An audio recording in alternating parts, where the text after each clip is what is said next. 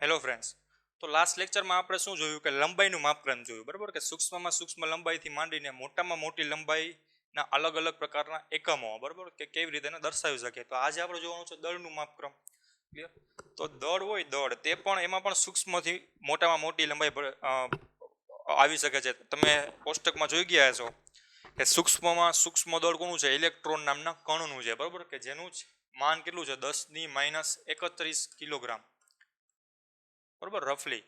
અને મોટામાં મોટું દળ કેનું છે? કે ગેલેક્સીનું, બરાબર, આપણી આકાશગંગાનું, કે જેનું દળ છે 10⁻55 કિલોગ્રામ, બરાબર. ન્યુટ્રોન સ્ટાર, ઘણા દળદાર વસ્તુ હોય, સ્ટાર હોય, ન્યુટ્રોન સ્ટાર છે, બરાબર, પછી ક્વાસર છે. તો એ બધી આવી રેન્જમાં આવે, બહુ મોટી દળની રેન્જમાં આવે. તો આ એક પ્રકારે નાના દળ માટે આ ઇનકન્વિનિયન્ટ એકમ હતો. દાખલા તરીકે આપણે મોટા દળ સાથે તો વધારે વારી કામ ન લેવાનું હોય, પણ નાનામાં નાના દળ હોય, દાખલા તરીકે સૂક્ષ્મ હોય, BARC કે એવી સંસ્થા હોય, તો એમાં શું હોય કે એમાં ન્યુક્લિયર પાર્ટિકલ એક્સેલરેટર હોય, કે બે કણોને અથડાવવાનું હોય. ત્યારે એને ખાલી સૂક્ષ્મ દળોમાં જ રમવાનું હોય, સૂક્ષ્મ દળો સાથે જ કામ કરવાનું હોય. તો એને એક કન્વિનિયન્ટ મેથડ, બરાબર, કે જે અનુકૂળ રહે એવી મેથડની આપણે ચર્ચા કરવી પડે, કે અથવા તો એવો એક યુનિટ બનાવવો પડે અલગથી, કે જે કિલોગ્રામ દળ હોય એને બીજા એકમમાં ફેરવે, બરાબર. તો એની ચર્ચા કરીશું.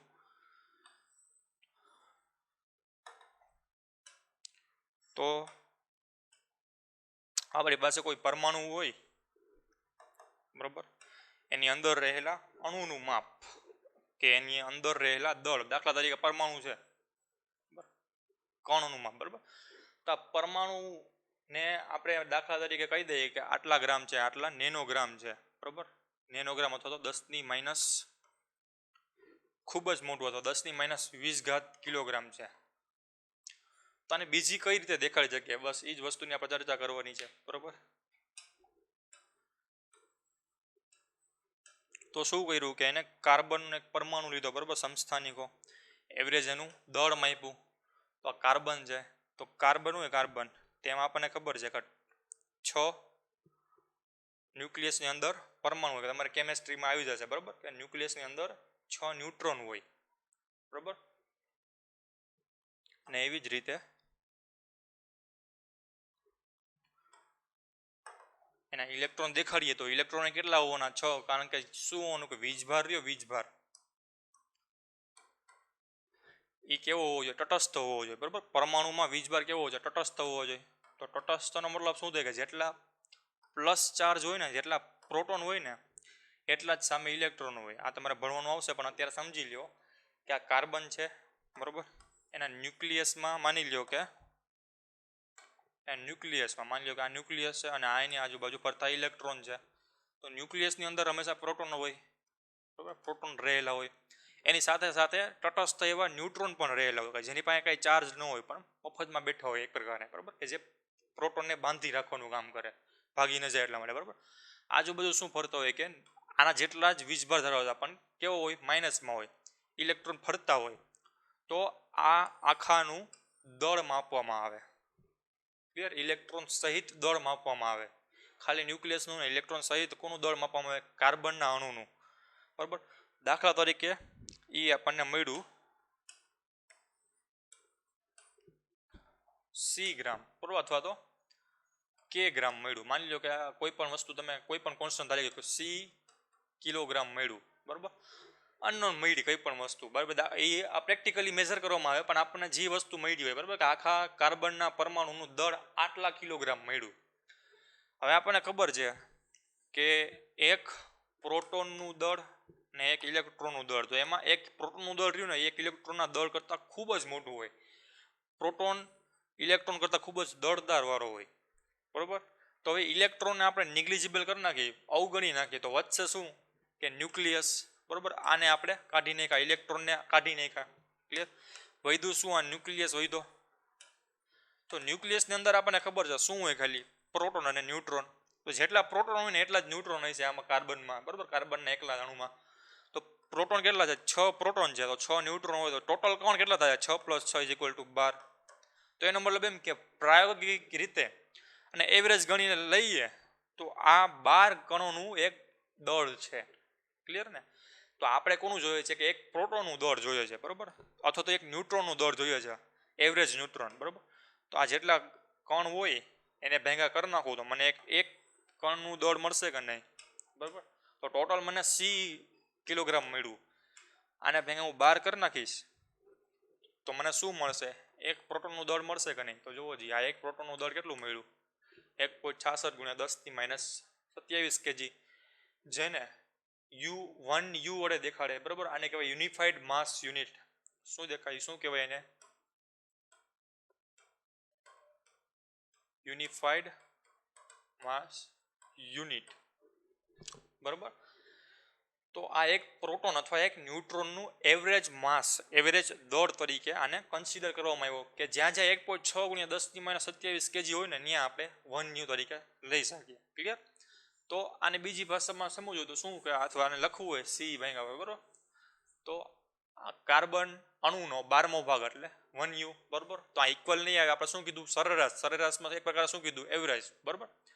તો અહીંયા આવી રીતે સિમ્બોલ લખી શકાય, લગભગ, બરાબર. ઇક્વલ નથી, આ લગભગ છે, બરાબર ને. તો શું આપણે ફરીથી વ્યાખ્યા જોઈ લઈએ કે કાર્બન અણુ, બરાબર. કાર્બન અણુ, અહીંયા પ્રોટોનની સંખ્યા દેખાડવામાં આવે, અહીંયા પ્રોટોન પ્લસ ન્યુટ્રોનની સંખ્યા દેખાડવામાં આવે. એનો મતલબ એમ કે અહીંયા ખાલી પ્રોટોન હોય, અહીંયા ટોટલ ન્યુક્લિયસમાં રહેલા કણ, બરાબર, ન્યુક્લિયસની અંદર રહેલા કણ. તો આપણને ખબર છે એમાં બે પ્રકારના કણ હોય, પ્રોટોન અને ન્યુટ્રોન. ઇલેક્ટ્રોન અહીંયા કંઈ દેખાડવામાં ન આવે, કારણ કે જેટલા પ્રોટોન હોય એટલા જ ઇલેક્ટ્રોન હોય. ક્લિયર ને. તો શું કરવાનું કે આ જે કાર્બન હતો, બરાબર, એનું ઇલેક્ટ્રોન સહિત, આ કાર્બન હતો એનું ઇલેક્ટ્રોન સહિત, તો ઇલેક્ટ્રોન કેટલા, 6 ઇલેક્ટ્રોન, બરાબર. તો આપણે આવું કરી નાખીએ કે 6 પ્રોટોન, 6 ન્યુટ્રોન, ધન વીજભાર છે એટલે પ્લસ દેખાડ્યું, ઋણ વીજભાર છે એટલે નેગેટિવ દેખાડ્યું, બરાબર. 6 પ્રોટોનની સંખ્યા પ્લસ 6 ન્યુટ્રોનની સંખ્યા, અને કાંઈ ન હોય તો 0 દેખાડવામાં આવે, બરાબર. 6 ઇલેક્ટ્રોનની સંખ્યાને ભેગું કર્યું, બરાબર. ઈ માસ મળ્યું મને સી કેજી, જે મળે એ, બરાબર, સી કેજી મળ્યું. હવે આપણને ખબર છે કે આ બેનું દળ રહ્યું ને, આ બેનું દળ એ આના દળ કરતાં ખૂબ જ મોટું છે, બરાબર. તો આને હવે અવગણી નાખ્યું, પહેલાં આનું વજન માપી લીધું, પછી આ નંબરને ખાલી અવગણી નાખ્યો, તો આપણને મળશે શું, આ બાજુ આપણે આવું લખી શકીએ કે નહીં. નીચે બીજું ઇક્વેશન આપણે લખવું હોય, બરાબર, 6 ઇલેક્ટ્રોન આપણે અવગણી નાખીએ તો શું લખી શકીએ કે 6 પ્રોટોનનું દળ પ્લસ 6 ન્યુટ્રોનનું દળ is less or equal to C kg. શું કામ? કારણ કે આમાંથી 6 ઇલેક્ટ્રોન તો બહાર કાઢી નાખ્યા, તો આ દળ મોટું થઈ જશે કે નહીં. કારણ કે આ દળ કોનું હતું, સી કિલોગ્રામ કોનું હતું, 6 ઇલેક્ટ્રોન, 6 પ્રોટોન અને 6 ન્યુટ્રોન, બરાબર.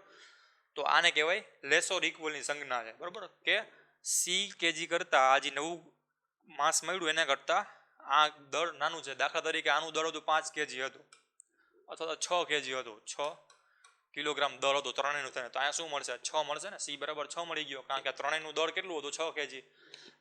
ત્રણેયમાંથી મેં 6 ઇલેક્ટ્રોન કાઢીને કારણ થઈ ગયું, માની લ્યો કે 5 કેજી, બરાબર ને. તો અહીંયા શું આવ્યું, 6 કેજી તો આ એની જ હતું ને, 6 કેજી એમને રાખ્યું, તો 5 કરતાં 6 મોટો થઈ ગયા ને. બસ એ જ સેન્સમાં આ લીધું છે, બરાબર. તો આ વસ્તુ શું થઈ ગઈ, નાની થઈ ગઈ. તો આપણે કીધું કે આપણે બધી વસ્તુનું શું મળ્યું, એવરેજ મળ્યું ને. તો આ ટોટલ કેટલા થશે, કે આનું એવરેજ કરી નાખું, આનું એવરેજ કરી નાખું. એનો મતલબ એમ કે આને હું ભેગા કરી નાખું તો 6 + 6 એટલે કેટલા થાય, 12 ન્યુટ્રોન અથવા તો 12 પ્રોટોન, કોઈ પણ કહી શકો, બરાબર. કારણ કે આને આપણે એવરેજ માસ જોઈએ છે, બરાબર. તો એવરેજ માસ હોય તો ખાલી હું પ્રોટોન લખી શકું, ન્યુટ્રોન પણ લખી શકું, એવરેજમાં ગમે તે લખી શકું, બરાબર. તો માની લો કે 12 ન્યુટ્રોનનું માસ મળ્યું, કોના જેટલું મળ્યું, is equal to C KG. Clear ને. હવે આપણે જો એવરેજ માસ લેતા હોય તો આ નિશાની આપણે દૂર કરી નાખીને લગભગ તરીકે લઈ લઈએ, તો અહીંયા શું મળશે કે 12 ન્યુટ્રોન લગભગ આટલા દળનો હોય. તો એક ન્યુટ્રોન મારે જોતો હોય તો શું કરવું પડે, બે બાજુ 12 વડે ભાંગી નાખો, તો એક ન્યુટ્રોનનું દળ બરાબર જે દળ મળ્યું કાર્બનનું ટોટલ દળ હતું એને 12મો ભાગ થઈ ગયો કેજી, જેને કહી દીધું શું 1 યુ, યુનિફાઈડ માસ યુનિટ, બરાબર ને. કે જેની વેલ્યુ કેટલી હતી 1.67, બરાબર, ગુણ્યા 10⁻27 કેજી. ક્લિયર. તો આ એક શું થઈ ગયું, કાર્બન પરમાણુનો 12મો ભાગ, એને કહી દીધું 1 યુ. હવે જે આ આપણે શું ધાર્યું હતું અહીંયા કે એક જેટલો ન્યુટ્રોન હતું એને જ પ્રોટોન ધાર્યું હતું, વન પ્રોટોનનું દળ પણ આટલું જ આવશે, 1 u જેટલું, બરાબર ને. એનો મતલબ એમ કે યુનિફાઈડ માસ યુનિટમાં એક પ્રોટોનનું દળ બરાબર એક ન્યુટ્રોનના દળ જેટલું થાય. ક્લિયર? લગભગ આ વસ્તુ હતી દળના માપક્રમની. ક્લિયર? હવે આપણે એક પ્રકારે સમયનો માપક્રમ જોઈ લઈએ. તો સમયનો માપક્રમ આપણે જોઈ ગયા ને આગળમાં. એ સમય હોય સમય તો એ 10ની સંક્રાંતિ મુજબ આધાર રાખે, બરાબર. 10⁻18 સેકન્ડથી 10⁻22 પણ વધુ મળી શકે, આનાથી ઓછો પણ મળી શકે, પણ પ્રેક્ટિકલી આની રેન્જમાં મળ્યો છે, બરાબર. અત્યાર સુધી આની રેન્જમાં મળ્યો છે. આનાથી હજી ઓછો પણ થઈ શકે, આનાથી વધુ પણ થઈ શકે. તો આપણે ઘડિયાળ યુઝ કરીએ છીએ, બરાબર. ટીક ટીક એમાં સેકન્ડ કાંટો ફરે છે. તો એ કોના આધારે ફરે છે? કારણ કે આપણે જોઈ ગયા કે કોઈ પણ ભૌતિક રાશિ હોય ને આખા બનાવેલમાં, આખા વર્લ્ડમાં, એ બીજી મૂળભૂત ભૌતિક રાશિના સંદર્ભમાં લેવામાં આવે. દાખલા તરીકે 10 મીટર હોય તો 10 મીટર ડાયરેક્ટલી ન લેવામાં આવે. 10 મીટર કોની સાપેક્ષે? 1 મીટર લેન્થની સાપેક્ષે. તો 1 મીટર લેન્થ તો આપણે જોઈ ગયા કે એ મૂળભૂત રાશિ છે, બરાબર ને. તો એવી રીતે સમયની પણ મૂળભૂત રાશિ છે. કઈ? તો કે સીઝિયમનો અણુ હોય, બરાબર. એ જોઈ ગયા હતા કે 9 અબજ વાર, બરાબર, એપ્રોક્સિમેટલી આટલી વાર દોલનો કરતો હોય, પોતાની જગ્યાએ ત્યાં મૂવ કરતો હોય, એટલા જ આમાંથી આવા વિકિરણ છોડતો હોય છે. ક્લિયર? પછી પાછો થોડીક વાર શાંત થઈ જાય પાછા આવું ચાલુ રાખે 9 અબજનું. તો આ સાયકલ હતી ને આટલા વિકિરણ છોડવાના અથવા 9 અબજ વાર દોલન કરવાની, એ સતત હતી. એનો મતલબ એમ કે ખૂબ જ લાંબા સમય સુધી આ પોતે આવી રીતે ફરી શકતો હતો. દાખલા તરીકે હું એમ કહી દઉં કે સમયના એકમને આપણે સીઝિયમ તરીકે નહીં પણ પૃથ્વીના એક ભ્રમણ તરીકે આપણે લઈએ, એના બેઝ ઉપર લઈએ તો શું થાય? 1 સેકન્ડ આપણે જે ઘડિયાળ રહી, બરાબર, એનો સમય રહ્યો એ આ સીઝિયમ એટમના દોલનોને કારણે નહીં, પૃથ્વી કેટલું ફરે છે એના કારણે લઈએ તો શું થાય? તો પૃથ્વીની સ્પીડ રહે. દાખલા તરીકે આ પૃથ્વી હોય એ ખબર છે કે આમ ફરે પણ છે પોતાની ધરીની આજુબાજુ, બરાબર. તો એ અમુક સંજોગોમાં એની સ્પીડ ઘટતી હોય અને અમુક સંજોગોમાં એની સ્પીડ વધતી હોય, બરાબર. તો એનો મતલબ એમ કે આપણો જે સમય હતો એ ક્યારેક ખોટો બતાવશે, બરાબર, અથવા તો ક્યારેક ઓછો બતાવશે અને ક્યારેક વધુ બતાવશે. તો આને મૂળભૂત એકમ તરીકે ન લઈ શકીએ. તો આપણે જોઈ ગયા કે કોઈ પણ વસ્તુ સમય સાથે કોન્સ્ટન્ટ રહેતી હોય, બરાબર, બદલાતી ન હોય, એને આપણે મૂળભૂત એકમ તરીકે લઈ શકીએ. તો એ વસ્તુ શું હતી? સીઝિયમનો અણુ, બરાબર, કે એ પરફેક્ટ દોલનો આપતો હતો લાંબા સમય સુધી પણ. તો એ દોલનને કહી દીધો 1 સેકન્ડ આપણે, બરાબર ને. તો આવી પ્રિસિઝનથી કોઈ પણ વસ્તુ માપવામાં આવે, બરાબર, તો આને આવી જેમાં સીઝિયમના અણુ યુઝ કરવામાં આવે એવી ઘડિયાળને કહેવાય એટોમિક ક્લોક, બરાબર. કારણ કે જ્યાં સીઝિયમના અણુથી માની લો કે 3 વર્ષ પછી આપણે ખબર છે કે ઘડિયાળ હોય આપણે ઘરમાં, જેમ જેમ એ નવો સેલ નાખી પછી ધીમે ધીમે એ સેલ ડિસ્ચાર્જ થતો જાય, જેથી કરીને આપણને સમયમાં ઘટાડો જોવા મળે. દાખલા તરીકે 10:30 એકચ્યુઅલમાં વાગ્યા હોય, બરાબર, તો સેલ ઉતરી જવાને લીધે આપણને શું મળશે? 10:25, બરાબર ને. 10:25, 5 મિનિટનું વેરિએશન મળશે. તો આ ખોટું થઈ ગયું ને. આવી ઘડિયાળ ન ચાલે. દાખલા તરીકે આપણે જીપીએસ યુઝ કરતા હોય, આપણે ગૂગલનો મેપ યુઝ કરીએ, ગૂગલ મેપ, બરાબર, કે આપણે ડ્રાઇવિંગ સમયે ગૂગલ મેપ ચાલુ રાખીને એમાં જોઈ જોઈને ચાલતા હોય, એમાં આવી વસ્તુ થાય તો આપણને ખોટું રીડિંગ બતાવે, આપણને ખોટો માર્ગ બતાવી શકે અથવા તો સમય બતાવી શકાય, બરાબર. તો જીપીએસમાં એક ચોક્કસ ઘડિયાળ હોવી જોઈએ કે જે સમય સાથે એનું મૂલ્ય બદલાતું ન હોવું જોઈએ. ક્લિયર ને? તો એવી ઘડિયાળને શું કીધું? એટોમિક ક્લોક કીધું. હવે એટોમિક ક્લોકની પ્રિસિઝન શું હોય કે એટોમિક ક્લોક માની લો કે 3 વર્ષ સુધી ચાલુ રહે ને, તો એમાં 1 માઇક્રોસેકન્ડ, આપણે તો ખાલી 3 મહિના સુધી ચાલુ રહે તો એમાં 5 મિનિટનો ફેર આવે. આ જ્યારે 3 વર્ષ સુધી ચાલુ રહે ને તો એમાં 1 માઇક્રોસેકન્ડનો જ ફેર આવે, બરાબર. એનો મતલબ એમ થાય કે માની લો કે 1 સેકન્ડમાં 1/10⁶ જેટલો ફેર આવે. આટલો ફેર આવે 1 સેકન્ડનો 10 લાખમો ભાગ, બરાબર. એટલી સેકન્ડની એમાં એરર આવે ખાલી, બરાબર. તો આ એક નિગ્લિજિબલ એરર કહેવાય કે નહીં, બરાબર. આવી રીતે માની લો કે આ એરર થઈ ગયું તો એનો મતલબ શું થાય કે 3 વર્ષ પછી આ 1 સેકન્ડનું મૂલ્ય હશે ને એ કાં આવું હોય છે 99999, બરાબર, અથવા તો આવું હોય છે 1. આ ખાલી સેકન્ડમાં આવી છે, આપણે ડાયરેક્ટ 5 મિનિટનો ફેર પડી જાય, બરાબર ને. તો આટલું પ્રિસિઝન હોવાથી એટોમિક ક્લોક યુઝ કરે. બરાબર, આવી એક 4 અલગ અલગ જગ્યાએ અલગ અલગ પ્રકારની એટોમિક ક્લોક મૂકવામાં આવી છે. બરાબર, કે જેથી કરીને અલગ અલગ દેશો તેને ફોલો કરીને એમાંથી આપણો સમય રહે. તેવી રીતે આપણી જે સમય હોય અલગ અલગ જગ્યા અલગ અલગ હોય ને, તો આઈએસટીમાં માનવામાં આવે. બરાબર, ઇન્ડિયન સ્ટાન્ડર્ડ ટાઈમ, કે જે ઇન્ડિયાવાળા જે પ્રાયોગિક હોય, દાખલા તરીકે દિલ્હી હોય, દિલ્હીમાં જે પ્રયોગશાળા રહી, એ લોકો ઇન્ડિયામાં આપણો સમય આગળ પાછળ ન થાય. બરાબર, ફ્રીક્વન્સી રહી સીઝીએમની ફ્રીક્વન્સી બદલે નહીં, એની જાળવણીનું કામ કરે છે. ક્લિયર. બીજી વસ્તુ એ કે લોંગ સમય દરમિયાન ખૂબ જ લાંબો સમય થઈ જાય, બરાબર, તો આમાં એરર રહે ને, એરર એ 1/10 જેટલી આવે. એટોમિક ક્લોકને તમે હકાયેલા જ જાઓ બરાબર, ખૂબ જ 100-200 વર્ષ સુધી, તો એનો મતલબ એમ કે એરર આવવાનું પ્રમાણ ખૂબ જ ઓછું છે. બરાબર, 1 સેકન્ડના 10/13 ભાગ, બરાબર, 10/13 ભાગની એરર આવે એમાં, એટલે બહુ ખૂબ જ સૂક્ષ્મ, કે જે નિગ્લિજિબલ હોય. એટલા માટે એટોમિક ક્લોકને આપણે મૂળભૂત સમય તરીકે લઈ શકીએ. બીજી વસ્તુ એ કે તમે ક્વાર્ટ્સ સાંભળ્યું હોય છે. ક્વાર્ટ્સ, તમે ઘડિયાળ લેવા જાઓ તો નીચે લખેલું છે ક્વાર્ટ્સ. ક્લિયર. ક્વાર્ટ્સ, તો ક્વાર્ટ્સ નામના ક્રિસ્ટલ એમાં યુઝ કરેલો હોય. તમારી ઘડિયાળ હોય એમાં ક્વાર્ટ્સ નામનો ક્રિસ્ટલ યુઝ કરેલો હોય, સ્ફટિક યુઝ કરેલો હોય, કે જેમાં ઇલેક્ટ્રિક સિગ્નલ મળે ને એટલે એ દોલનો કરે, અને એ દોલનો એક પર્ટિક્યુલર દોલન ઉપરથી તમારો જે ઓલો સેકન્ડનો કાંટો હોય એ હલે. બરાબર, તેમાં આ પ્રમાણે હોય. પણ ક્વાર્ટ્સ નામનો ક્રિસ્ટલ હોય તે એટોમિક ઘડિયાળ કરતાં ઓછો પાવરફુલ હોય. દાખલા તરીકે ઘડિયાળ હોય તો એમાં ઘણી બધી પ્રકારના હોય, કે ઇલેક્ટ્રોમેગ્નેટિક ઘડિયાળ પણ હોય જૂનવાણી જમાનામાં. બરાબર, કોઇલથી બનેલી હતી. બીજી કઈ આવી? ક્વાર્ટ્સની આવી. બરાબર, કે જે કોઇલની બનેલી હતી એક પ્રકારે, અથવા ઓલા ગેર ચકેડાવાળી હતી. બરાબર, મોટી ઘડિયાળ એના કરતાં વધુ પ્રિસિઝન હોય.